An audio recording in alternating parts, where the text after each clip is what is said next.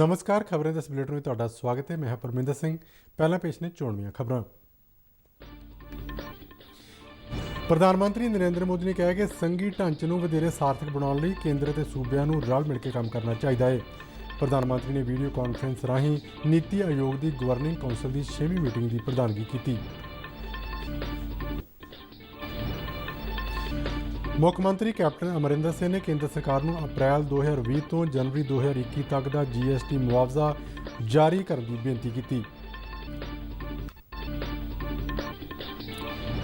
ਕੇਂਦਰੀ ਖਜ਼ਾਨਾ ਮੰਤਰੀ ਨਿਰਮਲਾ ਸੀਤਾਰਮਨ ਨੇ ਕਿਹਾ ਕਿ GST ਨੂੰ ਤਰਕਸੰਗਤ ਬਣਾਉਣ ਲਈ ਕੇਂਦਰ ਅਤੇ ਸੂਬਿਆਂ ਨੂੰ ਵਿਚਾਰ ਚਰਚਾ ਕਰਨੀ ਚਾਹੀਦੀ ਹੈ।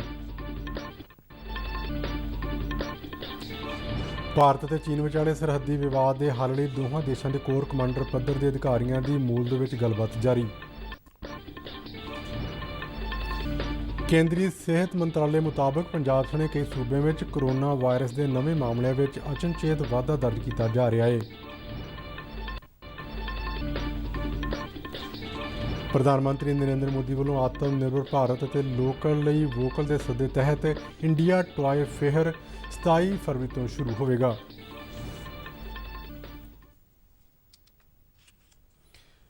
ਤੇ ਹੁਣ ਖਬਰਾਂ ਵਿਸਥਾਰ ਨਾਲ।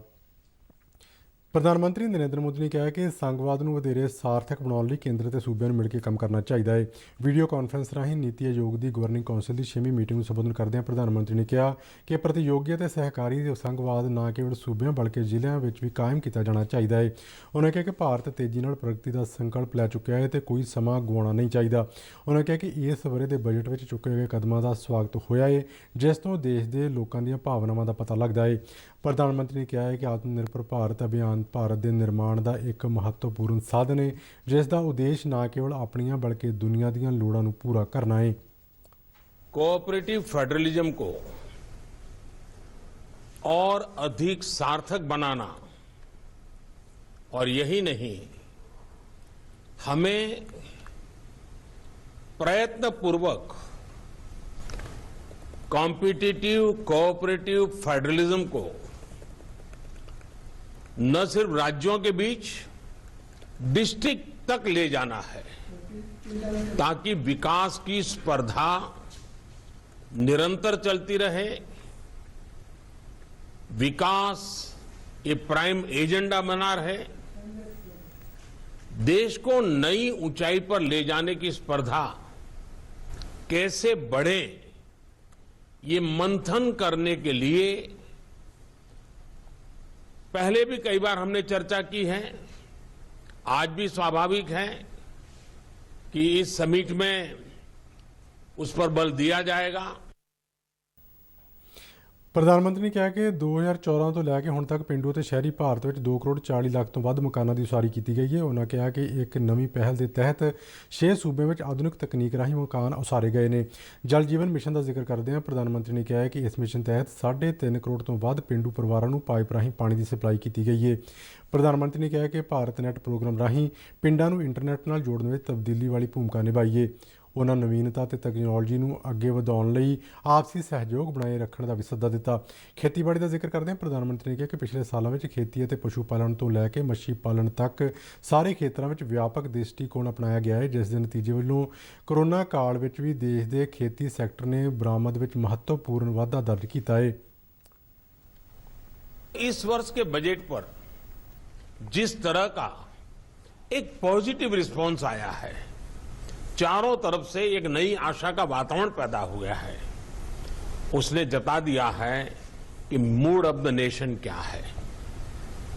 देश मन बना चुका है, देश तेजी से आगे बढ़ना चाहता है, देश अब समय नहीं गंवाना चाहता है, और कुल मिलाकर के देश के मन को बनाने में देश का युवा मन बहुत बड़ी भूमिका अदा कर रहा है, और तभी ये बदलावों के प्रति एक नया आकर्षण पैदा हुआ है। ਪ੍ਰਧਾਨ ਮੰਤਰੀ ਨੇ ਕਿਹਾ ਕਿ ਕਿਸਾਨਾਂ ਲਈ ਸੁਧਾਰ ਬੇहद ਮਹੱਤਵਪੂਰਨ ਨੇ ਤਾਂ ਜੋ ਉਹਨਾਂ ਨੂੰ ਆਰਥਿਕ ਸਰੋਤ, ਬਿਹਤਰ ਬੁਨਿਆਦੀ ਸੁਵਿਧਾਵਾਂ ਅਤੇ ਆਧੁਨਿਕ ਤਕਨਾਲੋਜੀ ਉਪਲਬਧ ਕਰਾਈ ਜਾ ਸਕੇ। ਉਹਨਾਂ ਖੇਤੀ ਉਤਪਾਦਾਂ ਦੇ ਖਰਾਬੇ ਨੂੰ ਰੋਕਣ ਲਈ ਭੰਡਾਰਨ ਅਤੇ ਪ੍ਰੋਸੈਸਿੰਗ ਦੇ ਧਿਆਨ ਕੇਂਦਰਿਤ ਕਰਨ ਦੀ ਲੋੜ ਤੇ ਜ਼ੋਰ ਦਿੱਤਾ। ਇਸ ਮੀਟਿੰਗ ਵਿੱਚ ਲੱਦਾਖ ਅਤੇ ਜੰਮੂ ਕਸ਼ਮੀਰ ਵੱਲੋਂ ਕੇਂਦਰ ਸ਼ਾਸਿਤ ਪ੍ਰਦੇਸ਼ਾਂ ਦੇ ਤੌਰ ਤੇ ਪਹਿਲੀ ਵਾਰ ਸ਼ਿਰਕਤ ਕੀਤੀ ਗਈ। ਮੀਟਿੰਗ ਵਿੱਚ ਗਵਰਨਿੰਗ ਕੌਂਸਲ ਦੇ ਪਦੇਨ ਮੈਂਬਰਾਂ, ਕੇਂਦਰੀ ਮੰਤਰੀਆਂ, ਨੀਤੀ ਆਯੋਗ ਦੇ CEO ਅਮਿਤਾਭ ਕਾਂਤ ਅਤੇ ਕੇਂਦਰ ਸਰਕਾਰ ਦੇ ਹੋਰਨਾਂ ਸੀਨੀਅਰ ਅਧਿਕਾਰੀਆਂ ਵੱਲੋਂ ਸ਼ਿਰਕਤ ਕੀਤੀ ਗਈ। ਪੰਜਾਬ ਦੇ ਮੁੱਖ ਮੰਤਰੀ ਕੈਪਟਨ ਅਮਰਿੰਦਰ ਸਿੰਘ ਨੇ ਕੇਂਦਰ ਸਰਕਾਰ ਨੂੰ ਬੇਨਤੀ ਕੀਤੀ ਹੈ ਕਿ ਉਹ ਅਪ੍ਰੈਲ 2020 ਤੋਂ ਜਨਵਰੀ 2021 ਤੱਕ ਦੇ ਸਮੇਂ ਦਾ ਬਕਾਇਆ GST ਮੁਆਵਜ਼ਾ ਜਾਰੀ ਕਰੇ, ਜੋ 8,253 ਕਰੋੜ ਰੁਪਏ ਬਣਦਾ ਹੈ। ਮੁੱਖ ਮੰਤਰੀ ਨੇ ਅੱਜ ਨੀਤੀ ਆਯੋਗ ਦੀ ਮੀਟਿੰਗ ਦੌਰਾਨ ਭੇਜੀ ਗਈ ਆਪਣੀ ਸਪੀਚ ਵਿੱਚ ਇਸ ਗੱਲ ਤੇ ਜ਼ੋਰ ਦਿੱਤਾ ਕਿ ਆਉਂਦੇ ਮਾਲੀ ਵਰ੍ਹੇ ਦੌਰਾਨ GST ਮੁਆਵਜ਼ਾ ਮਹੀਨੇ ਦੇ ਆਧਾਰ ਤੇ ਜਾਰੀ ਕੀਤਾ ਜਾਵੇ ਤੇ ਪੰਜਾਬ ਵਰਗੇ ਸੂਬੇ ਲਈ ਮੌਜੂਦਾ 5 ਸਾਲਾਂ ਤੋਂ ਬਾਅਦ ਵੀ GST ਮੁਆਵਜ਼ੇ ਦੇ ਸਮੇਂ ਨੂੰ ਵਧਾਇਆ ਜਾਵੇ। ਉਹਨਾਂ ਕਿਹਾ ਕਿ ਪੰਜਾਬ ਨੇ ਸਥਾਈ ਤੌਰ ਤੇ GST ਦੇ ਮਾਲੀਏ ਦਾ ਮਹੱਤਵਪੂਰਨ ਹਿੱਸਾ ਗੁਆਇਆ ਹੈ।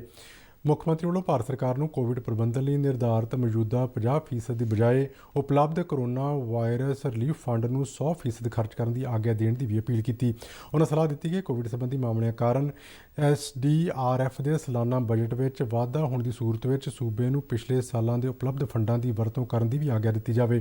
ਕੈਪਟਨ ਅਮਰਿੰਦਰ ਸਿੰਘ ਨੇ ਕੇਂਦਰ ਸਰਕਾਰ ਨੂੰ ਇਹ ਵੀ ਅਪੀਲ ਕੀਤੀ ਹੈ ਕਿ ਸੂਬੇ ਨੂੰ ਘੱਟੋ ਘੱਟ 300 ਕਰੋੜ ਰੁਪਏ ਦੀ ਫੌਰੀ ਵਿੱਤੀ ਸਹਾਇਤਾ ਦਿੱਤੀ ਜਾਵੇ ਤਾਂ ਜੋ ਕੋਵਿਡ ਮਹਾਮਾਰੀ ਦੇ ਮੱਦੇਨਜ਼ਰ ਸਿਹਤ ਸੰਬੰਧੀ ਬੁਨਿਆਦੀ ਢਾਂਚੇ, ਉਪਕਰਨਾਂ ਅਤੇ ਸਿਹਤ ਸੰਭਾਲ ਦੀਆਂ ਹੋਰ ਜ਼ਰੂਰਤਾਂ ਨੂੰ ਅਪਗ੍ਰੇਡ ਕੀਤਾ ਜਾ ਸਕੇ। ਮੁੱਖ ਮੰਤਰੀ ਨੇ ਕੇਂਦਰ ਅਤੇ ਸੂਬੇ ਨੂੰ ਸਿਹਤ ਅਤੇ ਵੈਲਨੈਸ ਸੈਂਟਰਾਂ ਵਿਖੇ ਮਿਆਰੀ ਅਤੇ ਪ੍ਰਭਾਵੀ ਸੇਵਾਵਾਂ ਪ੍ਰਦਾਨ ਕਰਨ, ਬੁਨਿਆਦੀ ਢਾਂਚੇ ਨੂੰ ਮਜ਼ਬੂਤ ਕਰਨ, ਦਵਾਈਆਂ ਅਤੇ ਟੈਸਟਾਂ ਦੀ ਸੁਚੱਜੀ ਉਪਲਬਧਤਾ ਲਈ ਬਣਦੀ ਗ੍ਰਾਂਟ ਮੁਹੱਈਆ ਕਰਾਉਣ ਦੀ ਵੀ ਮੰਗ ਕੀਤੀ ਤਾਂ ਜੋ ਸਬ ਸੈਂਟਰਾਂ, ਸੈਕੰਡਰੀ ਸਿਹਤ ਸੰਭਾਲ ਸੇਵਾਵਾਂ ਲਈ ਜੁੜੇ ਪ੍ਰਾਇਮਰੀ ਸਿਹਤ ਕੇਂਦਰਾਂ ਲਈ ਵਿਸ਼ੇਸ਼ ਕਰਕੇ ਕੋਵਿਡ ਦੌਰਾਨ ਮੁੱਢਲੀਆਂ ਸਿਹਤ ਸੰਭਾਲ ਸੇਵਾਵਾਂ ਪ੍ਰਦਾਨ ਕਰਨ ਦੇ ਸੂਬੇ ਦੇ ਯਤਨਾਂ ਨੂੰ ਮਜ਼ਬੂਤ ਕੀਤਾ ਜਾ ਸਕੇ। ਮੁੱਖ ਮੰਤਰੀ ਨੇ ਗੁਰਦਾਸਪੁਰ ਮੈਡੀਕਲ ਕਾਲਜ ਦੇ ਪ੍ਰੋਜੈਕਟ ਨੂੰ ਤਰਜੀਹੀ ਆਧਾਰ ਤੇ ਵਿਚਾਰਨ ਦੀ ਵੀ ਅਪੀਲ ਕੀਤੀ ਤਾਂ ਜੋ ਇਸ ਸਰਹੱਦੀ ਜ਼ਿਲ੍ਹੇ ਵਿੱਚ ਬਿਹਤਰ ਸਿਹਤ ਸਹੂਲਤਾਂ ਮੁਹੱਈਆ ਕਰਵਾਈਆਂ ਜਾ ਸਕਣ। ਕੇਂਦਰੀ ਖਜ਼ਾਨਾ ਮੰਤਰੀ ਨਿਰਮਲਾ ਸੀਤਾਰਮਨ ਨੇ ਕਿਹਾ ਹੈ ਕਿ ਕੇਂਦਰੀ ਬਜਟ 5 ਟ੍ਰਿਲੀਅਨ ਦੇ ਅਰਥਚਾਰੇ ਤੋਂ ਵੀ ਅੱਗੇ ਦਾ ਬਜਟ ਹੈ। ਚੇਨਈ ਵਿੱਚ ਇੱਕ ਸਮਾਗਮ ਨੂੰ ਸੰਬੋਧਨ ਕਰਦਿਆਂ ਖਜ਼ਾਨਾ ਮੰਤਰੀ ਨੇ ਕਿਹਾ ਕਿ ਕੇਂਦਰ ਅਤੇ ਰਾਜਾਂ ਨੂੰ ਵਸਤੂ ਅਤੇ ਸੇਵਾ ਕਰ ਨੂੰ ਇੱਕ ਸਮਾਨ ਰੂਪ ਨਾਲ ਤਰਕ ਸੰਗਤ ਬਣਾਉਣ ਲਈ ਵਿਚਾਰ ਚਰਚਾ ਕਰਨੀ ਚਾਹੀਦੀ ਹੈ। ਉਹਨਾਂ ਭਾਰਤ ਨੂੰ ਲੋਕ ਭਲਾਈ ਸ਼ਾਸਨ ਵਿਵਸਥਾ ਵਾਲਾ ਦੇਸ਼ ਦੱਸਦਿਆਂ ਕਿਹਾ ਕਿ ਸਰਕਾਰ ਸਿਹਤ ਅਤੇ ਸਿੱਖਿਆ ਵੱਲ ਪੂਰਾ ਧਿਆਨ ਦੇ ਰਹੀ ਹੈ ਅਤੇ ਨਾਲ ਹੀ ਯੋਗ ਤਰੀਕਿਆਂ ਨਾਲ ਸਾਧਨ ਜੁਟਾਉਣ ਦਾ ਵੀ ਯਤਨ ਕਰ ਰਹੀ ਹੈ। ਖਜ਼ਾਨਾ ਮੰਤਰੀ ਨੇ ਕਿਹਾ ਕਿ ਜੇਕਰ ਟੈਕਸਾਂ ਦਾ ਦਾਇਰਾ ਵਧਾਇਆ ਨਹੀਂ ਜਾਵੇਗਾ ਤਾਂ ਦੇਸ਼ ਦਾ ਵਿਕਾਸ ਅਤੇ ਉੱਨਤੀ ਵੀ ਸੰਭਵ ਨਹੀਂ ਹੋ ਸਕਦੀ। ਉਹਨਾਂ ਕਿਹਾ ਕਿ ਸਰਕਾਰ ਨੂੰ ਘੱਟੋ ਘੱਟ ਰੈਗੂਲੇਸ਼ਨ ਨਾਲ ਇੱਕ ਮਦਦਗਾਰ ਦੀ ਭੂਮਿਕਾ ਨਿਭਾਉਣੀ ਚਾਹੀਦੀ ਹੈ। ਤੇਲ ਦੀਆਂ ਵੱਧਦੀਆਂ ਕੀਮਤਾਂ 'ਤੇ ਬੋਲਦਿਆਂ ਨਿਰਮਲਾ ਸੀਤਾਰਮਨ ਨੇ ਕਿਹਾ ਹੈ ਕਿ ਇਹ ਆਲਮੀ ਮੁੱਦਾ ਹੈ ਅਤੇ ਪੈਟਰੋਲੀਅਮ ਪਦਾਰਥਾਂ ਦੀ ਬਰਾਮਦ ਕਰਨ ਵਾਲੇ ਦੇਸ਼ਾਂ ਦੇ ਸੰਗਠਨ OPEC ਨੂੰ ਸਥਿਤੀ ਮੁਤਾਬਕ ਪੂਰੀ ਦੁਨੀਆ ਨੂੰ ਧਿਆਨ ਵਿੱਚ ਰੱਖਦਿਆਂ ਪੈਟਰੋਲ ਅਤੇ ਡੀਜ਼ਲ ਦੀਆਂ ਕੀਮਤਾਂ ਤੈਅ ਕਰਨੀਆਂ ਚਾਹੀਦੀਆਂ ਨੇ। And minimum regulation.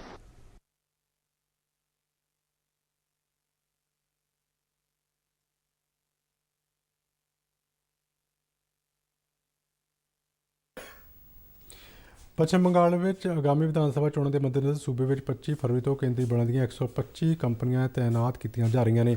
12 ਕੰਪਨੀਆਂ ਅੱਜ ਪੱਛਮ ਬਰਧਮਾਨ ਜ਼ਿਲ੍ਹੇ ਦੇ ਦੁਰਗਾਪੁਰ ਵਿਖੇ ਪਹੁੰਚਣਗੀਆਂ। ਵਿਧਾਨ ਸਭਾ ਚੋਣਾਂ ਦੇ ਅਮਲ ਨੂੰ ਨੇਪਰੇ ਚਾੜ੍ਹਨ ਲਈ CRPF ਦੀਆਂ 60, BSF ਦੀਆਂ 25, SSB ਦੀਆਂ 30, ਜਦਕਿ CISF ਅਤੇ ITBP ਦੀਆਂ 5 ਕੰਪਨੀਆਂ ਪੱਛਮ ਬੰਗਾਲ ਭੇਜੀਆਂ ਜਾਣਗੀਆਂ। ਇਹ ਸੁਰੱਖਿਆ ਕੰਪਨੀਆਂ ਸੂਬੇ ਦੇ ਸੰਵੇਦਨਸ਼ੀਲ ਜ਼ੋਨਾਂ ਵਿੱਚ ਖਾਸ ਤੌਰ ਤੇ ਲੋਕਾਂ ਵਿੱਚ ਵਿਸ਼ਵਾਸ ਪੈਦਾ ਕਰਨ ਤੇ ਕੰਮ ਕਰਨਗੀਆਂ। ਸੂਬਾ ਪੁਲਿਸ ਅਤੇ ਸੀਨੀਅਰ ਜ਼ਿਲ੍ਹਾ ਅਧਿਕਾਰੀ ਇਹਨਾਂ ਕੰਪਨੀਆਂ ਦੀ ਮਦਦ ਕਰਨਗੇ।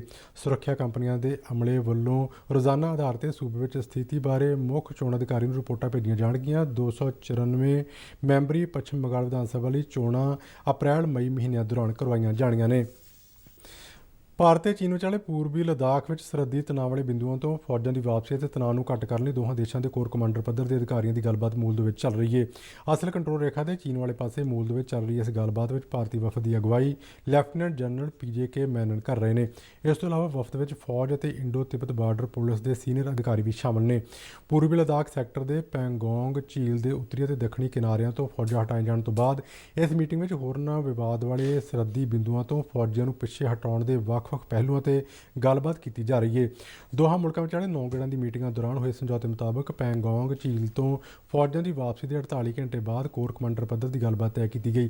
ਭਾਰਤ ਵੱਲੋਂ ਆਪਣੀ ਗੱਲਬਾਤ ਦੇ ਪ੍ਰਸਤਾਵ ਵਿੱਚ ਦੇਪਸਾਂਗ ਦੇ ਇਲਾਕੇ ਨੂੰ ਵੀ ਸ਼ਾਮਲ ਕੀਤਾ ਗਿਆ ਹੈ। ਮੌਜੂਦਾ ਸਮੇਂ ਦੇਪਸਾਂਗ ਅਤੇ ਸਰਹੱਦੀ ਇਲਾਕੇ ਨੂੰ ਲੈ ਕੇ ਭਾਵੇਂ ਕੋਈ ਤਣਾਅ ਨਹੀਂ ਹੈ, ਪਰ ਭਾਰਤ ਵੱਲੋਂ ਇਸ ਨੂੰ ਗੱਲਬਾਤ ਦਾ ਹਿੱਸਾ ਬਣਾਏ ਜਾਣ ਦੀ ਗੱਲ ਆਖੀ ਗਈ ਹੈ। ਹੁਣ ਤੱਕ ਪੈਂਗੋਂਗ ਸੋ ਵਿੱਚੋਂ ਦੋਹਾਂ ਮੁਲਕਾਂ ਨੇ ਆਪਣੀਆਂ ਫੌਜਾਂ ਨੂੰ ਵਾਪਸ ਬੁਲਾ ਲਿਆ ਹੈ। ਪੈਂਗੋਂਗ ਸੋ ਵਿੱਚੋਂ ਫੌਜਾਂ ਨੂੰ ਵਾਪਸ ਬੁਲਾਉਣ ਦਾ ਅਮਲ 11 ਫਰਵਰੀ ਨੂੰ ਸ਼ੁਰੂ ਹੋਇਆ ਸੀ, ਜਿੱਥੇ ਦੋਵੇਂ ਦੇਸ਼ਾਂ ਦੀਆਂ ਫੌਜਾਂ ਪਿਛਲੇ ਤਕਰੀਬਨ 9 ਮਹੀਨਿਆਂ ਤੋਂ ਆਮੋ ਸਾਹਮਣੇ ਸਨ।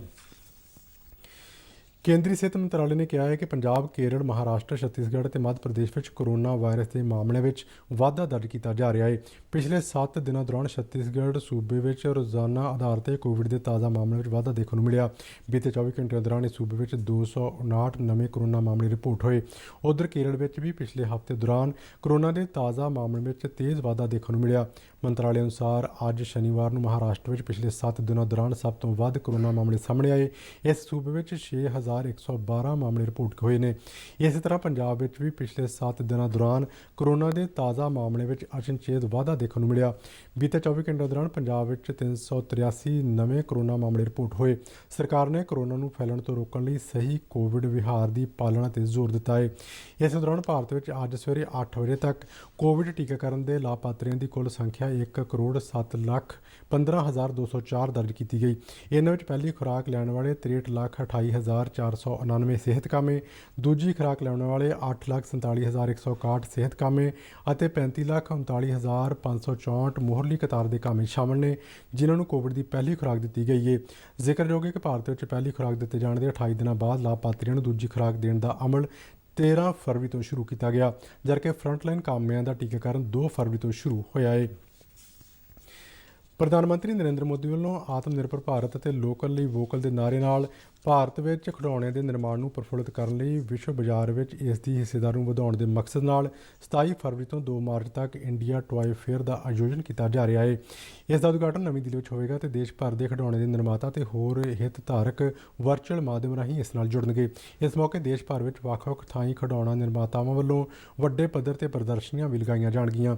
ਇਹ ਪਹਿਲੀ ਵਾਰ ਹੋ ਰਿਹਾ ਹੈ ਕਿ ਦੇਸ਼ ਵਿਦੇਸ਼ਾਂ ਤੋਂ ਖਿਡੌਣਾ ਸਨਅਤ ਦੇ ਸਾਰੇ ਹਿਤਧਾਰਕਾਂ ਨੂੰ ਆਪਸੀ ਸੰਪਰਕ ਅਤੇ ਗੱਲਬਾਤ ਲਈ ਇੱਕ ਮੰਚ ਪ੍ਰਦਾਨ ਕੀਤਾ ਜਾ ਰਿਹਾ ਹੈ। ਇੰਡੀਆ ਟੌਏ ਫੇਅਰ 2021 ਖਿਡੌਣਾ ਸਨਅਤ ਅਤੇ ਵਿਕਾਸ ਅਤੇ ਭਾਰਤੀ ਖਿਡੌਣਿਆਂ ਨੂੰ ਵਿਸ਼ਵ ਪੱਧਰ 'ਤੇ ਪ੍ਰਮੋਟ ਕਰਨ ਅਤੇ ਨਿਰਮਾਣ ਸਮਰੱਥਾ ਨੂੰ ਵਧਾਉਣ ਵਿੱਚ ਲਾਭਕਾਰੀ ਸਾਬਤ ਹੋਏਗਾ। ਇਸ ਵਰਚੁਅਲ ਮੇਲੇ ਵਿੱਚ ਲਗਭਗ 1000 ਪ੍ਰਦਰਸ਼ਨੀਆਂ ਲਗਾਈਆਂ ਜਾਣਗੀਆਂ। ਇੰਡੀਆ ਟੌਏ ਫੇਅਰ 2021 ਰਾਹੀਂ ਜਿੱਥੇ ਦੇਸ਼ ਵਿਦੇਸ਼ ਦੇ ਨਿਰਮਾਤਾਵਾਂ ਅਤੇ ਵਿਕਰੇਤਾਵਾਂ ਨੂੰ ਮੌਕਾ ਮਿਲੇਗਾ, ਉੱਥੇ ਹੀ ਕਈ ਸਥਾਨਕ ਖਿਡੌਣਾ ਕਾਰੋਬਾਰੀ ਅਤੇ ਵਿਕਰੇਤਾ ਵੀ ਇਸ ਮੇਲੇ ਵਿੱਚ ਭਾਗ ਲੈਣ ਲਈ ਉਤਸੁਕ ਨਜ਼ਰ ਆ ਰਹੇ ਨੇ। ਜ਼ੀਰਕਪੁਰ ਅਤੇ ਚੰਡੀਗੜ੍ਹ ਦੇ ਖਿਡੌਣੇ ਵਿਕਰੇਤਾਵਾਂ ਅਤੇ ਸਪਲਾਇਰਾਂ ਆਦਿ ਨੇ ਵੀ ਇੰਡੀਆ ਟੌਏ ਫੇਅਰ ਲਈ ਆਪਣੇ ਆਪ ਨੂੰ ਰਜਿਸਟਰ ਕਰਵਾਇਆ ਹੈ। ਇਹ ਸਾਰੇ ਹੀ ਖਿਡੌਣੇ ਮੇਲੇ ਨੂੰ ਲੈ ਕੇ ਕਾਫੀ ਉਤਸ਼ਾਹਿਤ ਨੇ। ਅਜਿਹੀ ਇੱਕ ਖਿਡੌਣੇ ਦੇ ਵਪਾਰੀ ਪੁਨੀਤ ਜੈਨ ਅਤੇ ਲੀਨਾ ਜੈਨ ਨੇ ਖਿਡੌਣੇ ਮੇਲੇ ਬਾਰੇ ਪ੍ਰਸਾਰ ਭਾਰਤੀ ਦੇ ਮੁਹਾਲੀ ਸਥਿਤ ਨੁਮਾਇੰਦੇ ਮਨੋਜ ਗਿਰਧਰ ਨਾਲ ਗੱਲਬਾਤ ਕੀਤੀ।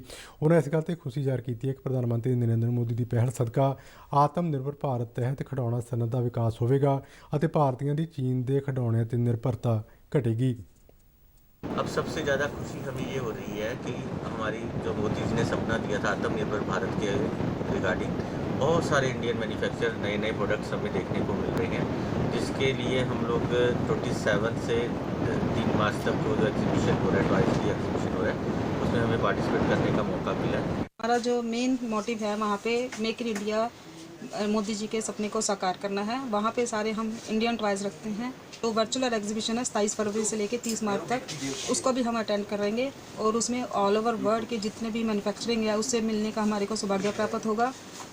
इससे दोनों मिलके मोदी जी के जो $5 ट्रिलियन की इकोनॉमी को बूम करने का सपना है वो हम और हम यहाँ पे बच्चों के लिए टॉयज़ लेने आए थे और हम ये प्रेफर कर रहे हैं कि हम इंडिया की ही अपने मतलब भारत की ही कोई बनी हुई टॉयज़ लें और अपने प्रधानमंत्री जी की द्वारा चलाई हुई जो योजना है आत्मनिर्भर भारत की, उसको हम प्रमोट करना चाहते हैं। अपने बच्चे के लिए इंडियन प्रोडक्ट वो कर रही हूँ, तो बिल्कुल अपने प्रोडक्ट्स ही लेने हैं और दूसरे तो चाइनीज़ वगैरह तो अब नहीं लेने। सानू बहुत खुशी है कि मोदी साहब अपने मतलब प्रोडक्ट्स अपने इंडियन प्रोडक्ट्स लेके आ रहे हैं। मैं शिमला से मशोबरा से टॉयज़ लेने आया हूँ। मैं जीरकपुर और चंडीगढ़ में टॉयज़ लेता हूँ। मैं इंडियन प्रोडक्ट को ज़्यादा प्रेफर्ड करता हूँ जिससे हमारी अर्थव्यवस्था में सुधार आएगा और हम $5 ट्रिलियन की जो मोदी जी का सपना है उसको साकार करेंगे। ਲੋਕ ਜਨਸ਼ਕਤੀ ਦੇ ਪੰਜਾਬ ਪ੍ਰਧਾਨ ਕਿਰਨਜੀਤ ਗੈਰੀ ਨੇ ਪੰਜਾਬ ਸਰਕਾਰ ਵੱਲੋਂ ਲਾਲ ਲਕੀਰ ਖਤਮ ਕਰਨ ਅਤੇ ਲੋਕਾਂ ਨੂੰ ਘਰਾਂ ਦੇ ਮਾਲਕੀ ਹੱਕ ਦਿਵਾਉਣ ਦੇ ਫੈਸਲੇ ਦਾ ਸਵਾਗਤ ਕਰਦਿਆਂ ਸਰਕਾਰ ਦਾ ਧੰਨਵਾਦ ਕੀਤਾ ਹੈ। ਇੱਕ ਪ੍ਰੈਸ ਰਿਲੀਜ਼ ਵਿੱਚ ਉਹਨਾਂ ਕਿਹਾ ਕਿ ਲਾਲ ਲਕੀਰ ਖਤਮ ਕਰਕੇ ਘਰਾਂ ਦਾ ਮੁਫਤ ਰਜਿਸਟਰੀ ਕਰਾਉਣ ਦੀ ਮੰਗ ਨੂੰ ਲੈ ਕੇ 12-13 ਸਾਲਾਂ ਤੋਂ ਲਗਾਤਾਰ ਸੰਘਰਸ਼ ਕੀਤਾ ਜਾ ਰਿਹਾ ਸੀ। ਉਹਨਾਂ ਕਿਹਾ ਕਿ ਇਸ ਫੈਸਲੇ ਨਾਲ ਹੁਣ ਸੂਬੇ ਦੇ ਵੱਡੀ ਗਿਣਤੀ ਵਿੱਚ ਲੋਕਾਂ ਨੂੰ ਟੱਪਰੀਵਾਸ ਦੀ ਜ਼ਿੰਦਗੀ ਤੋਂ ਨਿਜਾਤ ਮਿਲੇਗੀ ਅਤੇ ਲੋਕ ਆਪਣੇ ਘਰਾਂ ਦੇ ਮਾਲਕ ਹੋਣਗੇ। ਸਰਕਾਰ ਦੇ ਇਸ ਫੈਸਲੇ ਨਾਲ ਲੋਕ ਕਰਜ਼ਾ ਲੈ ਸਕਣਗੇ ਅਤੇ ਜ਼ਮਾਨਤਾਂ ਵਗੈਰਾ ਵੀ ਕਰਵਾ ਸਕਣਗੇ। ਤੇ ਇਸ ਦੇ ਨਾਲ ਇਸ ਬੁਲੇਟਿਨ ਦੀਆਂ ਖਬਰਾਂ ਖਤਮ ਹੋਈਆਂ। ਆਗਿਆ ਦਿਓ। ਧੰਨਵਾਦ।